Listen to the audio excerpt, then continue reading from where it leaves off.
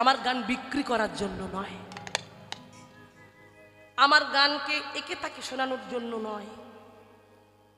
গান যদি শোনাতে হয় তবে আমার ভগবানকে গান শুনিও। তানসেনের লোভ হলো, তানসেনের লোভ হলো যে আকবরের সবাই নাকি যে ভালো গান করতে পারবে, যার গানের দক্ষতা থাকবে, হ্যাঁ, তাকে নাকি শ্রেষ্ঠ পুরস্কার দেওয়া হবে। এই লোভটা তিনি সামলাতে পারলেন না।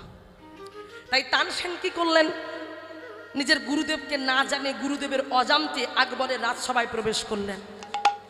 আর আকবরের রাজসভায় প্রবেশ করে যে সমস্ত শিল্পীরা এসেছে, সব শিল্পীর থেকে এই তানসেন যে সর্বশ্রেষ্ঠ শিল্পী সেটা জানতে আর কারো বাকি ছিল না। তাই আরও যারা শিল্পী ছিল তারা অবাক হয়ে গেল, তারা চিন্তা করতে লাগলো, এই তানসেনের কাছে কি আমরা পারবো? যার গান শুনে বৃষ্টি হয়, যার গানের এমন সুর পাতা ঝরে পড়ে, আমরা কি গান গাইব?